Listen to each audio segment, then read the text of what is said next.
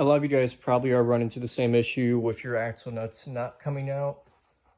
See, like on this other side, very rusted, like they're so rusted on.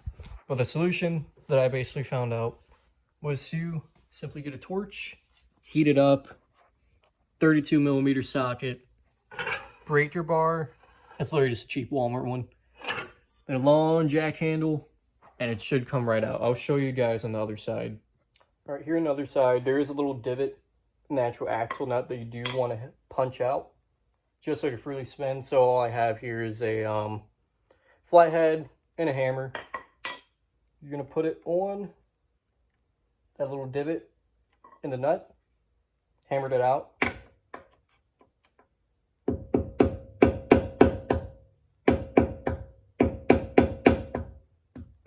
And you can also use a punch on this.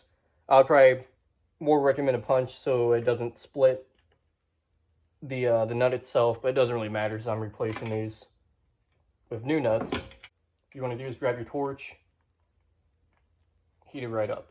There you go. So heat it up. I just leave it on there for like just a few seconds. Doesn't have to be too crazy hot. Don't want to burn anything down.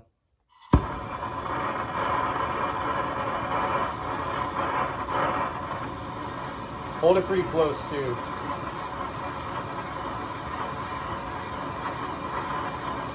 Alright, so that should be good enough.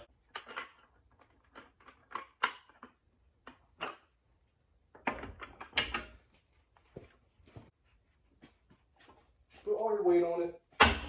And there you go.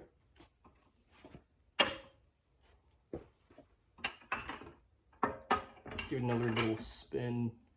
Yeah, it's pretty loose. Impact can do the rest of the work once the car is up in the air. Alright, so tip for jacking up the rear. Right behind the diff right here, there's a rear jacking point. It's kind of hard to see. Kind of have to do it by feel. Use your light and line up your jack. Just make sure you're on it before you start cranking down. And that's how you lift up the rear. Then you can put up jack stands on the pinch welds right there, right where that little cutout is on the side skirt. All right, so I'm on the driver's side. I am going to do a little step-by-step, kind of just to give you guys some more info, because there's no videos on this procedure. There's just none. People skip right over it, and it made me mad, so hopefully it helped someone out. So you want to do, take off the wheel, of course, have these little wheel locks on, zip them off real quick.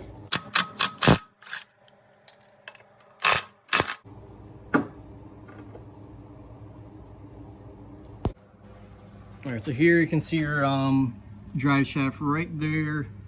What you are gonna have to remove, just to be able to pop that out, you're gonna have to remove the axle nut, of course. We already broke that loose. This top nut right here, you have to hold that down with a 17 millimeter, I believe. This lower control arm bolt, remove that, and then of course take off your caliper bracket. Actually do that first, and then we're going to set it somewhere safe.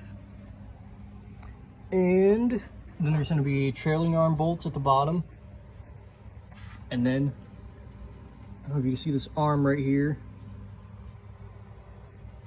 I'm sorry, I'm not recording the right thing. Then you want to unbolt this, not from right there, down below. So it would be that bolt right there. And this whole spindle should just drop. You should be able to just tug the axle out. All right, now with the caliper free, I took off the bracket. It's all just 14 millimeter bolts. Like most of this car usually is just 14 millimeters. It's kind of resting it right here. You don't want to put pressure or tension on the actual brake line. I'm gonna move it later because this whole thing's gonna drop. I'm gonna get it to a safer place, but for right now, this will do.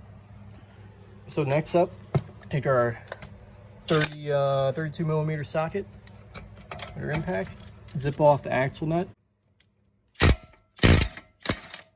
Yep, there we go. All right, next up, gonna remove this.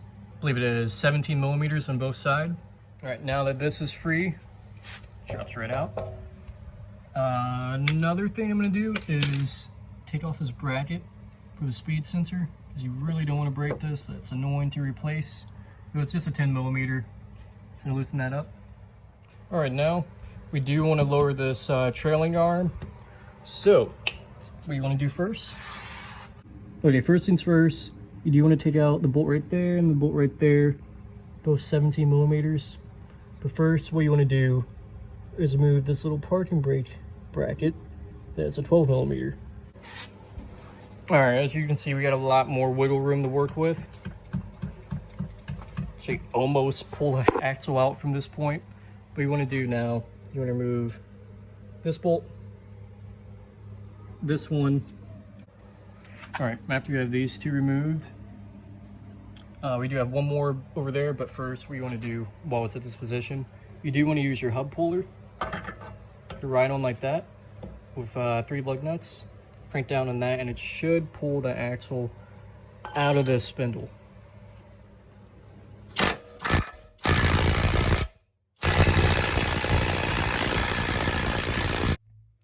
Alrighty, after a ton of convincing from Willys Harbor Freight Bauer giant corded impacts, finally got this one out. This one was way harder than the other side for some reason, and it pretty much destroyed the end of the axle, but it's fine. Changing it out. See, now it is loose, and it should just pop out as soon as removed this bolt that connects this arm right here. All right, with this dropped, it will just drop down, so be careful. Make sure you have something to catch it.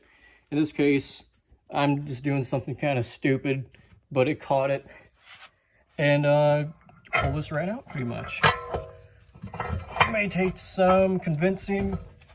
Doing this one-handed right now, so bear with me. There we go. Now that this end is loose, you're gonna have to take the axle, and actually pull it out of the diff. Usually gonna use, might require 2 hands, so I'm gonna put the camera down. All right, just like that, took a little bit of convincing, but not too bad. These aren't really like held very tight in here. What you're really fighting is this pin, or this little C-clip. That's in pretty much every axle, every CB axle. So you gotta pull that out, and now you're ready for installation.